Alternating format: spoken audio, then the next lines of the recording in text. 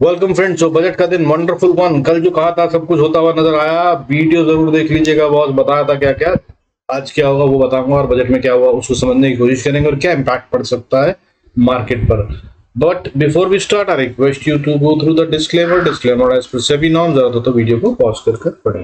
देखिए यार, आज सबसे बढ़िया बात, वॉलेटिलिटी इंडेक्स भयंकर रूप से शांत होता हुआ नजर आया। 17.43% टूटा है आज वॉलेटिलिटी इंडेक्स, और ये एक अच्छा साइन होता है। मार्केट में स्टेबिलिटी आती नजर आएगी। 12.75 पे बंद हुआ है वॉलेटिलिटी इंडेक्स इंडिया का, और ये बजट से पहले बढ़ गया था। हालांकि इतना बड़ा नहीं था जितना गिर गया है, ये थोड़ा सा चिंता का विषय है। और अगर 12.75 पे है, इतने पे रहता है, 13 से नीचे रहता है, तो भाई ऑप्शंस में ना बाय करके पैसा बनाना फिर से मुश्किल होगा। ये सेल वालों की गेम फिर से तैयार हो गई है।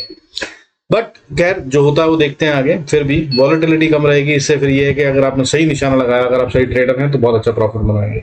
दूसरी बात भाई, अगर आज आपने प्रॉफिट बनाया या आपने कम से कम लॉस नहीं होने दिया अपना, तो आप या तो बहुत अच्छे ट्रेडर हैं या फिर आपने कल का वीडियो देखा था। इसके अलावा कोई और पॉसिबिलिटी नहीं है। तो चेक कर लीजिए, अगर आप दोनों में से किसी भी कैटेगरी में है तो आप बहुत सही चल रहे हैं, चलते रहिए।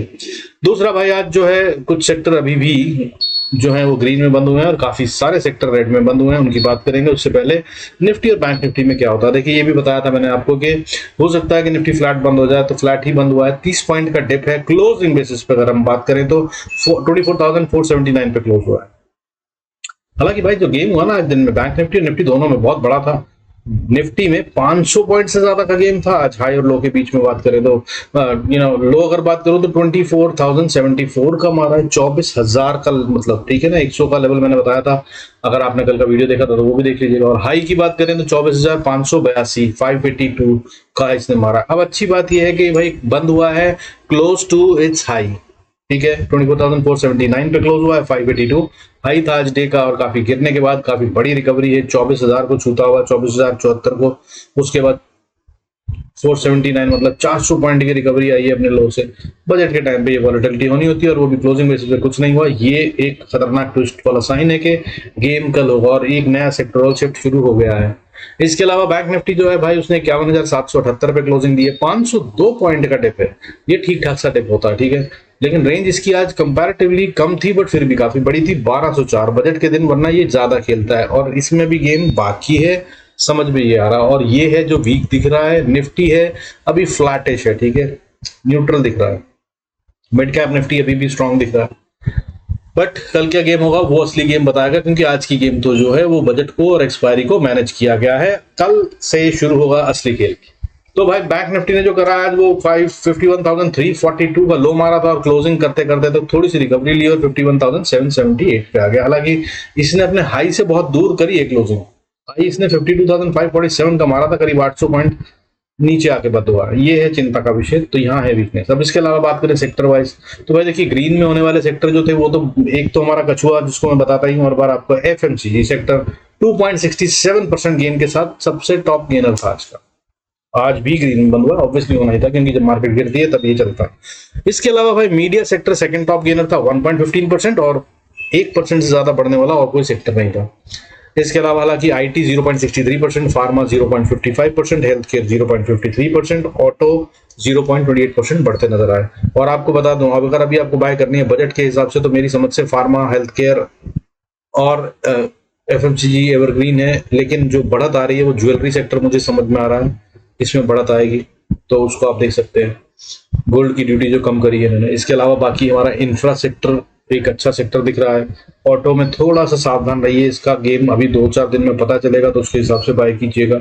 Metal is also good. अब जो कुछ हुआ है बजट में उसके हिसाब से लग रहा है कि इंफ्रास्ट्रक्चर को काफी अच्छी बढ़त मिली है, वो सड़क परियोजना एंड ऑल दैट स्टफ, और वो 32 लाख करोड़ का जो खर्चा लगा है, तो काफी कुछ चीजें हैं जो मतलब इंफ्रा को फिर से ऑब्वियसली सपोर्ट करेंगी। बाकी भाई देखिए एनर्जी सेक्टर बहुत ही सॉलिड वाला है, और इसको बाय करते रहिएगा। मेरी समझ से जब जब डिप आए तब energy sector is the safest one for long term investors. बाकी भाई देखिए अगर बजट की बात करें तो स्लैब बढ़ा दिया है इनकम टैक्स का, ठीक है ना। जो आपको इंडिविजुअल इनकम टैक्स देना होता था वो 5 लाख से बढ़ाकर 7 लाख कर दिया। ऊपर की लिमिट भी थोड़ी सी बढ़ा दी है, 10 लाख 12 लाख कर दिया है। और बाकी तो कुछ चेंज नहीं करा, यानी कि अगर आप हाई स्लैब में आते हैं, सैलरी पे वाले आदमी हैं, या किसी भी और तरह से कोई प्रोफेशनल भी है तो भी आपको चेंज नहीं होगा। 30% स्लैब वालों में बहुत चेंज नहीं हुआ है, लेकिन हाँ नीचे वालों को 5 लाख से 7 लाख तक दिया गया है। So that is what will be a good news for most of the people. इसके अलावा भाई देखिए स्टॉक मार्केट को ठोक आ गया है, हालांकि सारी गेम जो है ना वो ट्विस्टिंग है यार, समझ में तो आई नहीं। इनकी कहानी जो है बहुत ही अजीब हो गई। वैसे कह रहे हैं कि स्टॉक मार्केट से रिटेल को दूर रहना चाहिए, और वैसे यहाँ पे हर दिन की एक्सपायरी चालू कर दी है, ठीक है। निफ्टी चालू कर दिया है, मंडे टू फ्राइडे एक्सपायरी डाल दी है ताकि आप खेलो और फंसो। रिटेल वहीं तो फंसता है। वीकली एक्सपायरी चाहिए क्यों थी, जब मंथली एक्सपायरी चल रही थी काफी टाइम से, फिर वीकली डाल दी गई। वीकली के बाद 2 थी, मंडे और फ्राइडे की, ठीक है, मंडे और थर्सडे की। बैंक निफ्टी बीच में डाल दिया गया फिर, मतलब उसके बाद फिर अब तो हर रोज ही एक्सपायरी है, ठीक है ना। Mid cap, financial Nifty, bank और सेंसेक्स भी अब मतलब मंडे टू फ्राइडे कौन सा दिन है जिसमें एक्सपायरी नहीं होती। तो ये क्या है, ये सब तो रिटेल के लिए ट्रैप है। मगर कह क्या रहे हैं वहां पे कि भाई टैक्स बढ़ा रहे हैं हम, एसटीटी बढ़ा दिया जा रहा है। तो वो किस लिए, ताकि रिटेल जो है वो थोड़ा सा to discourage the retail to come into एफ&ओ एंड व्हाट। कुछ नहीं है यार, ये सब पब्लिक अपना मतलब गवर्नमेंट पैसा बना रही है। बट इसके अलावा जो हुआ दूसरा मार्केट के लिए नुकसान, वो ये कि भाई वो जो मैंने पिछले कल के वीडियो में बताया था आपको, कॉर्पोरेट वाले जो पैसा यहाँ डालते हैं उससे उनको फायदा हो रहा है। अपनी कंपनी से जो वो कमाते हैं उससे ज्यादा वो अपना बचा हुआ पैसा मार्केट में इन्वेस्ट कर प्रॉफिट कमा रहे हैं। तो भाई उसके लिए इन्होंने क्या करा, लॉन्ग टर्म कैपिटल गेन भी स्लैब इंक्रीज कर दिया, और small short term capital gain का भी इंक्रीज कर दिया slab, so that discouraging the people from putting their money into stock market। ये भी कोई बहुत अच्छा साइन नहीं है। वैसे ही कह रहे हैं कि we want everybody to be professionals, grow up. यही तो धंधा है जो सबसे ज्यादा लोग करने के लिए कूद रहे हैं, या सारे यंगस्टर्स यही कूद रहे हैं। या तो वो सब जुआरी हैं, जुआरी क्यों है, क्योंकि उन्होंने सीखा नहीं है। तो सीखने के लिए इंस्टीट्यूट बनाते, कोई काउंसिल बनाते। They should have said that के we will spend this much money on education of the investor. कुछ समझ में आता। बट भाई ये तो टैक्स बढ़ा के क्या होगा, इससे गवर्नमेंट की कमाई बढ़ जाएगी, रिटेल तो रुकेगा नहीं। शराब पे कितना टैक्स बढ़ा दिया, सिगरेट पे कितना टैक्स बढ़ा दिया, कहाँ रोक दिया पब्लिक ने खाना पीना, कुछ नहीं होता। बट खैर बढ़ गया है ये, अब ये नुकसान देगा मार्केट को। So that's a dent. अब इसके अलावा जो हुआ ना भाई, बाकी सब मार्केट में बहुत कुछ हुआ नहीं है। पॉपुलस बजट है, इलेक्शन के लिए बनाया है, साफ दिख रहा है पब्लिक को खुश करने के लिए बहुत सारी चीजें हैं, ताकि इनको आने वाले इलेक्शन में जो बहुत नजदीक है उसमें फायदा हो। So that's what it is. अब अगर इसके आगे की बात करें तो मार्केट क्या कह रही है, देखिए मार्केट में आज जो है खतरनाक साइन ये है कि गिरावट बहुत भयंकर रूप से है, और ग्लोबल दिख रही है, कमोडिटी में बहुत ही ज्यादा दिख रही है। जैसे कि गोल्ड 5.64% गिर कर ट्रेड कर रहा है, 4,000 रुपए से ज्यादा की गिरावट है गोल्ड में। सिल्वर में भी इतनी ही गिरावट है, 4,223 रुपए की गिरावट, 4.73% टूट रखा है अभी। क्रूड भी रेड में है आज भाई, 6,481 पे 1.20%। साथ में हमारी इक्विटी मार्केट भी नहीं। अब या तो देखिए सब कमोडिटी जब गिरती है तो भाई मिलता है पैसा इक्विटी को, या फिर इन दोनों से जब निकलता है तो जाता है यस बिटकॉइन क्रिप्टो में। तो क्या ऐसा हो रहा है, पता नहीं, इसको देख लीजिएगा। अगर ऐसा नहीं हो रहा है तो प्रोबेबिलिटी इसके कमोडिटी के टूटने का मतलब ये है कि इक्विटी में पैसा लगेगा और मार्केट को और ऊपर जाना है। तो पहला ये साइन होगा स्ट्रेंथ का। दूसरा भाई इसके अलावा आज की जो एडवांस डिक्लाइन रेशियो है और जो आज खेल है FIS DS का, वो भी दिखाता हूं आपको। लेकिन उससे पहले वीक स्ट्रक्चर सुन लीजिए। आज रियलिटी टॉप लूजर था 2.28% के साथ, बैंक निफ्टी 0.96%, और इसमें PSU बैंक ज्यादा टूटे हैं आज 1.40% और प्राइवेट बैंक 0.82%। और इसके अंदर में भी खेल HDFC बैंक से किया गया, ये भी आज 1.47% टूटा। यही सबसे बड़ा डेंट है आज बैंक निफ्टी पे। अगर ये नहीं टूटता तो ये बैंक निफ्टी जो आपको 502 पॉइंट दिख रहा है, शायद ये 200-250 पॉइंट में खत्म हो जाता और कहीं और भी शायद मजबूती आ जाती। हाउएवर फिर निफ्टी 1.36% टूटता हुआ नजर आया, बैंक निफ्टी का बैड इफेक्ट। और इसके अलावा मेटल इंफ्रा मिड कैप में तो सभी जगह। फिर उसके अलावा एनर्जी में भी गिरावट थी आज, हालांकि आनी नहीं चाहिए थी, बट ये ट्रैप है यहाँ पे। तो यहाँ से बाइंग आएगी शायद कल, देखिएगा उसको, ठीक है। और काफी कुछ रेट में होने के बावजूद यहाँ पर जो अब खुशी की बात है उसको समझ लेते हैं। वो ये कि भाई एडवांस डिक्लाइन रेशियो जो है वो आज थोड़ी सी नेगेटिव है, इसमें कोई शक नहीं है।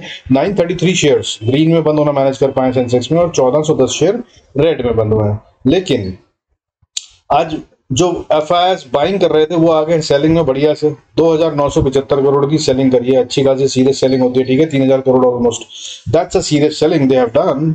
और इस मौके का फायदा उठाकर DIs वापस आ गए बाइंग में। कल इन्होंने 1,652 करोड़ की DIs ने सेलिंग करी थी, इन्होंने आज 1,418 करोड़ की कर ली है बाइंग, तो ये तो होगा नेट बायर में ऑलमोस्ट। अब एफआईआईएस ने जिन्होंने 3000 करोड़ की सेलिंग करी है, यहां पर जो कैच है वो आपको दिखाने की कोशिश करूंगा। 3000 करोड़ की सेलिंग करी है तो भाई कल इन्होंने बाइंग जो करी थी वो कल की बात जो है वो 3444 करोड़ की बाइंग करी थी, यानी कि आज इन्होंने पूरा माल नहीं बेचा क्या।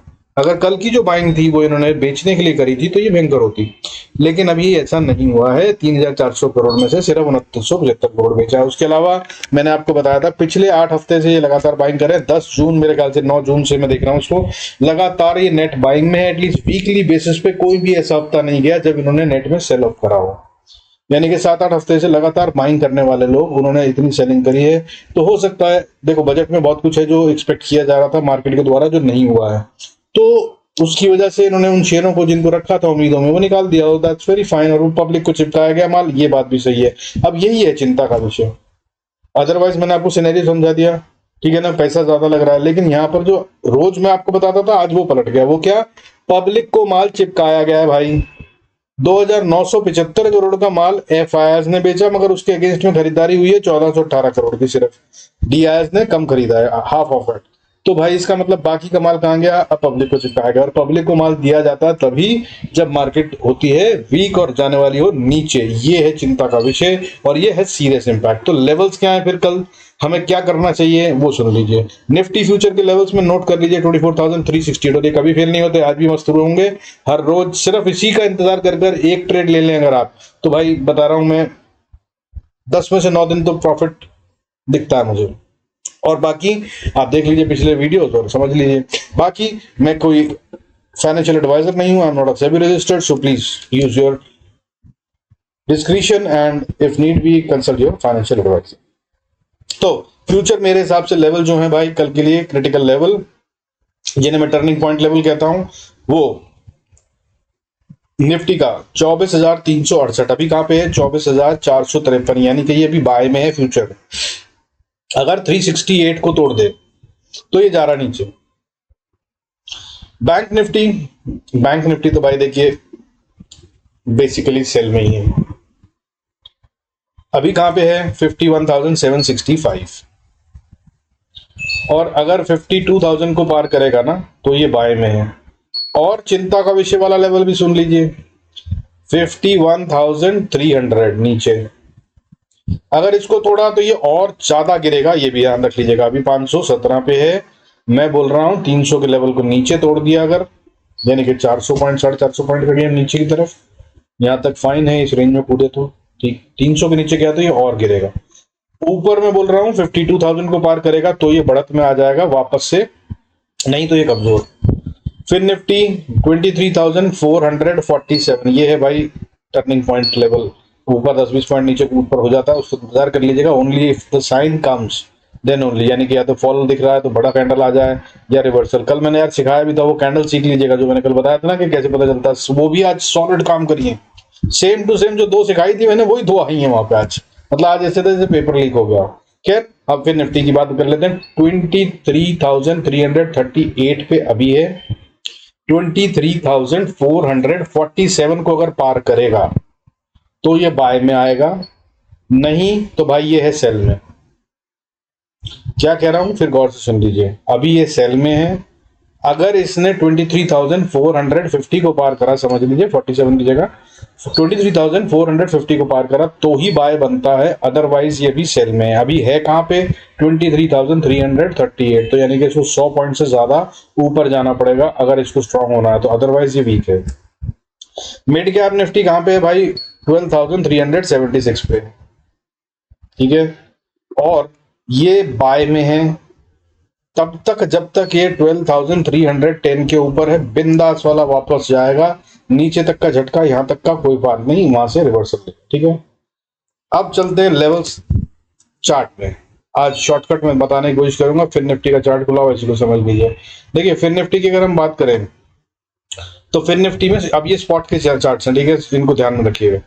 तो अब ये स्पॉट के चार्ट है, नीचे में सपोर्ट पहली बनती है अभी कहाँ पे है 23,300 मान लीजिए, और नीचे 23,250, इसके नीचे जाएगा तो ये और वीक हो जाएगा, नहीं तो ये और ऊपर जा रहा है, लेकिन अगर ऊपर जा रहा है तो ये 350 पे अटक जाएगा। ये रेंज है जो ट्रैपिंग की जोन है, नो ट्रेडिंग जोन। इसके ऊपर अगर जाता है तो फिर 23,415 का रेजिस्टेंस पहले, और उसके बाद फिर 23,460-70 का रेजिस्टेंस। इनफैक्ट ये 23,470 से शुरू होकर 500-510 तक रहेगा रेजिस्टेंस। ये वो जोन है जहां पर कि तोड़ा जाएगा, यहां से ही रिवर्सल आएगा अगर आया तो। और यही लेवल है जिसको ये आज पार नहीं कर पाया, और यही लेवल है जिसको कल ब्रीच करा था बड़े ढंग से। और यही लेवल है जो पहले कई दिन तक, परसों भी और 2 दिन 3 दिन पहले भी सपोर्ट लिया जा रहा था। और यही है बैठे हुए सेलर्स या बायर, ये जगह है जहां पे बुल्स एंड बियर्स की फाइट हुई थी, और इससे नीचे लाने के बाद ये बियर्स के कंट्रोल में आ गया, जो कि मैंने बताया भी था। ठीक है, तो अब ये लेवल है ऊपर का, 501 के बार ऊपर जाए, सस्टेन कर ले तो 500 स्ट्रॉन्ग सपोर्ट बन जाएगा। फिर स्टॉप लॉस राइड करिए और जितना खा सके खाइए। हालांकि ऊपर रेजिस्टेंस स्ट्रॉन्ग वाली फिर 620 से 660 के लेवल पे आती है, और अगर इसको पार कर गए तो भाई इसके बाद फिर स्टिफ रेजिस्टेंस आती है 23,720। इसको पार करने के लिए बहुत ज्यादा पैसा लगना पड़ेगा, वो कब लगेगा पता नहीं। लेकिन अगर ये जो आज गेम हुआ है ये सिर्फ बजट की वजह से था, और कल गेम वापस से एफआईएस का बाइंग में आता है तो ये लेवल भाई जरूर टेस्ट हो जाएगा, और फिर हम ऊपर भी जा सकते हैं, सो नजर रखिएगा। हालांकि नहीं तो यही वो लेवल भी है जहां से टक्कर मार के वापस रिवर्सल हो सकता है अगर इस लेवल तक पहुंचे। अभी हालांकि कोई सीन नहीं है, ठीक है, अभी ये वीक है और कमजोरी में है, नीचे जाना चाहता है, गैप डाउन होने के चांसेस बहुत ज्यादा है कल। तो नीचे की तरफ में अगर बात करें तो 249 की सपोर्ट जो मैंने बताई, पहली सपोर्ट, अगर इसको तोड़ दिया तो फिर 23,100 बहुत सपोर्ट का काम करेगा। और ये लेवल है यार, इससे 10-20 पॉइंट ऊपर नीचे खेलता रहे या यहाँ से रिवर्सल ले ले तो फिर बहुत अच्छा है, तो हम still fine, then coming days are good. But अगर ये इसके नीचे आया तो एक बड़ा फॉल और दिखाएगा। 23,090 को तोड़ने के बाद बीच में कहीं कोई सपोर्ट नहीं है, 22,800 तक, 820 इनफैक्ट, तो 820 तक आएगा। यानी कि आप समझ लीजिए करीब हम 300 पॉइंट और फॉल की बात कर रहे हैं। और अगर इसकी भी बात करूं लेवल की, तो ये बहुत मजबूत सपोर्ट नहीं हो सकती, ये नीचे फूट भी सकती है। और नेक्स्ट लेवल 22,645 का होगा, इस पर नजर रखिएगा। अब बात कर लेते हैं मिड कैप निफ्टी, जो भाई ट्विस्टिंग है, तो स्पॉट का चार्ट है, सारे चार्ट स्पॉट के हैं, सो बी केयरफुल। भाई देखिए मिड कैप निफ्टी स्पॉट वैसे वहां पे फ्यूचर के हिसाब से स्ट्रॉन्ग दिख रहा है बाय में, लेकिन यहाँ के स्पॉट के हिसाब से बात करें तो ये अभी है 12,375 के पास, तो इसको 420 तक रेजिस्टेंस जोन है और बायर कैटेगरी या जोन में बैठा है। इसको ऊपर ले जाए अगर 420 से ऊपर तो ये भाई और स्ट्रांग हो जाएगा और तब ये असर बढ़ दिखाएगा, अदरवाइज ये यहाँ फंस सकता है। और नीचे का सपोर्ट लेवल 12,320, यहाँ पे ये है सपोर्ट एक मजबूत, इसको नहीं तोड़ना चाहिए, तो फिर ये ऊपर जाने की कोशिश कर रहा है और इस दोनों लेवल के बीच में कंसोलिडेशन कर सकता है अगले कुछ दिन तक, क्योंकि सेक्टोरल शिफ्ट होंगे, कई शेयर निकाले जाएंगे, कुछ खरीदे जाएंगे, सो ध्यान रखिएगा। बाकी भाई देखिए अगर इसके आर पार जाता है तो क्या होगा, तो इसके आर पार की बात ऊपर की तरफ कर लेते हैं। 415-20 के ऊपर जो आएगा, अगली रेजिस्टेंस फिर 495 से 520 पे है, और उससे अगला स्ट्रॉन्ग रेजिस्टेंस जो है वो 12,560 से 12,575-80 का लेवल है, और अगर इसको पार करा तो 648 और फिर 700, ये है वो लेवल जो ऊपर की तरफ में रेजिस्टेंस का काम करेंगे। नीचे की तरफ तो मैंने जैसा बताया, नीचे का लेवल पहला सपोर्ट 12,320 के आसपास, इसको तोड़ा तो फिर 12,280, और अगर इसको तोड़ा तो 230, और अगर इसको तोड़ा तो फिर स्ट्रॉन्ग सपोर्ट जोन जहां पे बायर्स बैठे हुए हैं वहां पे खेल होगा। वो खेल कहां पे होगा, वो लेवल है 12,130 से लेकर 12,172। मैंने कल भी बताया था, लेकिन दोस्त आज मार्केट में इतना स्ट्रॉन्ग प्रेशर था कि यहाँ ना रुककर मैंने जो अगले 2 लेवल बताए थे वहां गया था। तो अगला लेवल क्या है, वो आज भी कायम है, थोड़ा सा चेंज हो रहा है, ज्यादा नहीं, तो वो हो गया है 12,090, और इसके नीचे फिर 11,950, और उसके नीचे बहुत स्ट्रॉन्ग एरिया जहां पे बायर्स बैठे हैं वो 11,790 से 750-60 का एरिया, यहाँ ये सपोर्ट का काम जरूर होगा। बाकी क्या इतना लंबा फॉल दिख नहीं रहा है अभी, बट अगर लेवल की बात करें तो यही है। अब अगर बैंक निफ्टी की बात करें तो भाई बैंक निफ्टी देखिए अभी कमजोर है थोड़ा सा, लेकिन कैंडल बहुत बुलिश बनी है। आखिरी वाली जो 15 मिनट की कैंडल है, मतलब बायर्स हावी थे आखिरी में, लेकिन अभी है सेल में ही, ठीक है। और मेरी समझ से ये नीचे जा रहा है, ठीक है, ये मेरी कन्विक्शन है, बाकी कल जो होगा वो आप देख लीजिएगा। लेवल्स क्या हैं, तो लेवल्स में भाई देखिए नीचे में सपोर्ट बनती है, अभी कहाँ पे है, अभी है 51,780 के आसपास, 778। तो नीचे में पहली सपोर्ट बनती है 618 के पास, और ऊपर में रेजिस्टेंस स्ट्रांग वाली बनती है 51,910 के आसपास। ये दो लेवल हैं, इनको पार करेगा तभी गेम क्लीन होगी, नहीं तो ये अभी मूड में नहीं है, और जो मूड है इसका वो नीचे जाने का दिख रहा है। तो फिर लेवल नोट कर लीजिए, पहले ऊपर के कर लीजिए यार, 909 बताया आपको, 909 के बाद फिर 970 पे भी एक छोटी सी रेजिस्टेंस है, उसके बाद फिर 147, और उसके बाद 52,260 80 का लेवल, ये है बहुत क्रिटिकल रेजिस्टेंस, स्ट्रॉन्गेस्ट वन। इसके बाद अगर पहली रेजिस्टेंस पार कर गया मजबूत वाली, तो यहाँ पे अटकेगा, और इसके बाद फिर और मजबूत वाली रेजिस्टेंस आएगी, वो है 52,400। 52,400 के बाद फिर भाई 10 टफेस्ट एरिया की तरफ बढ़ जाएंगे, हालांकि एक बीच में छोटी सी रेजिस्टेंस है 511 की, 52,511 12, और उसके बाद भाई जो रेजिस्टेंस है जिसे पार करना बहुत मुश्किल है बैंक निफ्टी के लिए, ऐसा लग रहा है कि अब ये शायद कभी करेगा ही नहीं, जब डेटा चेंज हुआ तो बताएंगे, बट अभी तो ऐसा कहीं से नहीं दिख रहा है। बट ये लेवल है 52,570 से 630 का एरिया।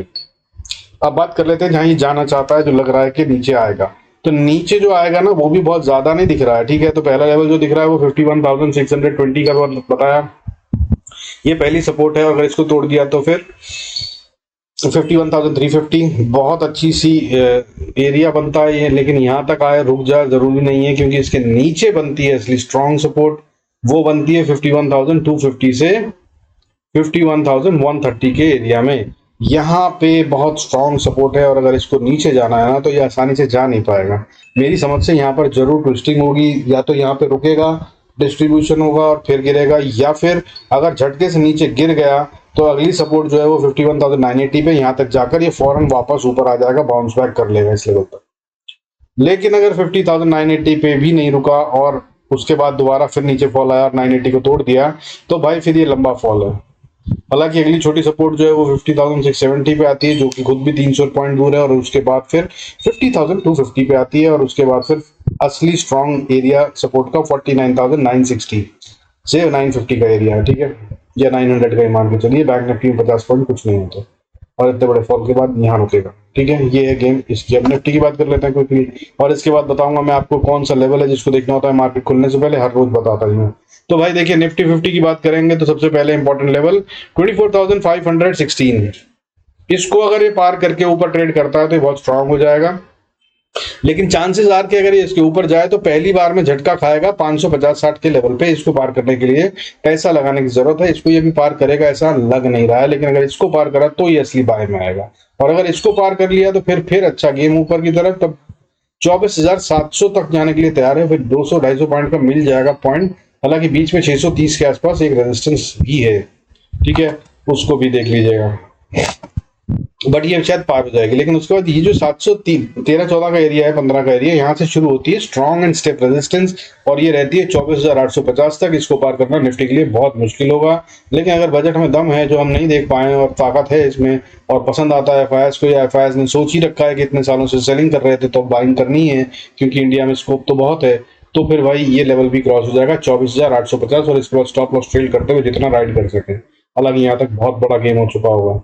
अब नीचे की बात कर लेते हैं सपोर्ट में। भाई देखिए बिल्कुल परफेक्ट जोन में, कल मैंने जो बताया था आपको कि इसको नहीं तोड़ना चाहिए, इसको तो क्लोजिंग बेसिस पे डिफेंड कर लिया है, और यही जोन है इसका 24,485 टू बी वेरी प्रिसाइज, और नीचे 460।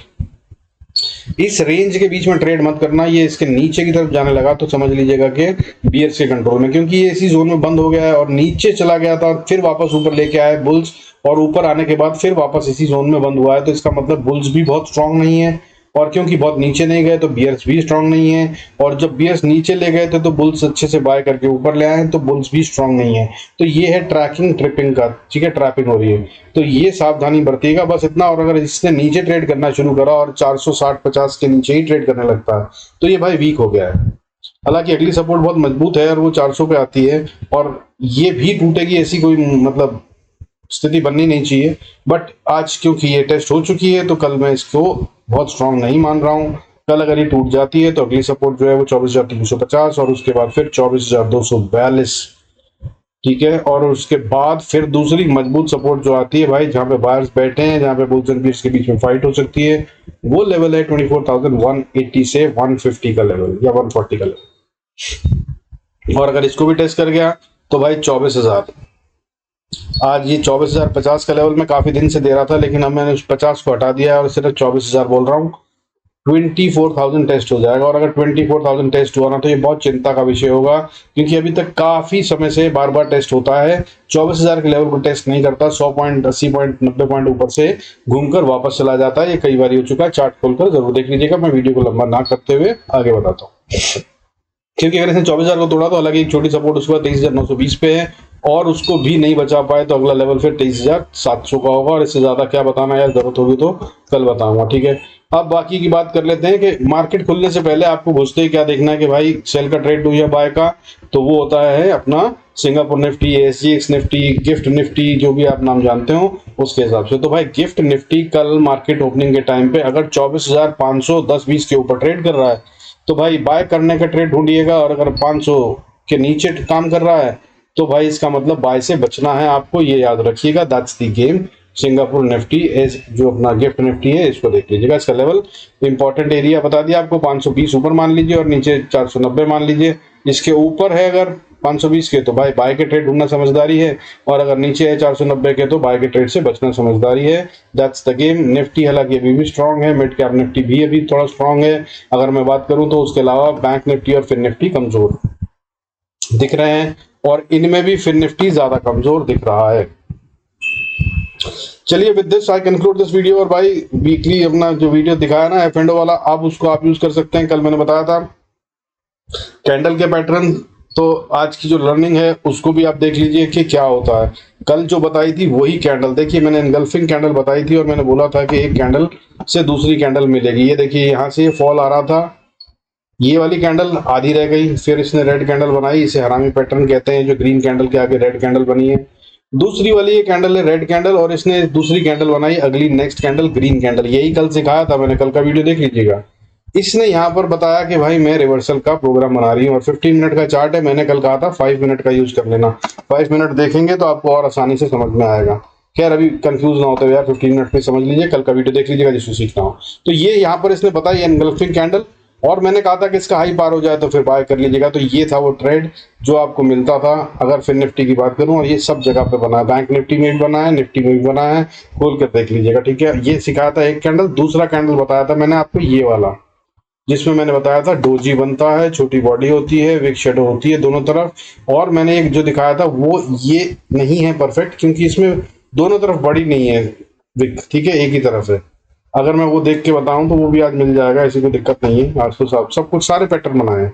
देखिए ये वाला डोजी बताया था मैंने कल, मैंने बताया था कि अगर ऐसा डोजी मिल जाए तो इसको पकड़ने की कोशिश कीजिएगा। इसका मतलब अब प्राइस कोई बड़ा रिएक्शन देने वाली है। ये जब भी दिखे, जहां भी दिखे, तो उसका मतलब होता है प्राइस एक बड़ा रिएक्शन देने की तैयारी कर रही है। और तीसरी बात मैंने सिखाई थी कि भाई कैंडल स्टिक पैटर्न्स में कभी भी 5 मिनट, 2 मिनट, 4 मिनट के चार्ट को देखते हुए पैटर्न्स मत ढूंढा करें। मुझे पता चला कि लोग ढूंढते हैं और वो बोलते हैं अरे 1 मिनट की कैंडल देख रहा हूँ और डोजी बन गया। बॉस प्लीज अंडरस्टैंड दैट अगर ये पैटर्न्स पे आप काम कर रहे हैं तो 15 मिनट भी बहुत छोटा टाइम फ्रेम है, बट 15 मिनट से कम पे तो पाप है ये। It does not mean anything. कोई पैटर्न नहीं होता अगर आप 15 मिनट से नीचे का चार्ट देख रहे हैं तो वो कोई भी कैंडल बन सकती है, और जैसे ही आप उसका टाइम फ्रेम चेंज करेंगे वो दिखेगा ही नहीं, पैसा लगा ही नहीं। इसका मतलब यार वो तो एक एक कैंडल ऊपर नीचे होती रहती है, वो सब चीजें पैटर्न नहीं कहलाती। सो avoid finding patterns in any chart less than 15 minute. कोई पैटर्न नहीं होता। 15 मिनट का चार्ट कम से कम देखिए अगर आप पैटर्न्स पे काम करना चाहते हो। कल मैंने कहा था कि 5 मिनट के चार्ट पे काम कर सकते हैं, और उसकी भी वो सब कुछ सिखाया यार, कल का वीडियो देख लीजिएगा। चलिए with this I conclude this video without stretching this video, I call it a day. Thank you so much for staying connected. God bless us all. See you in next video.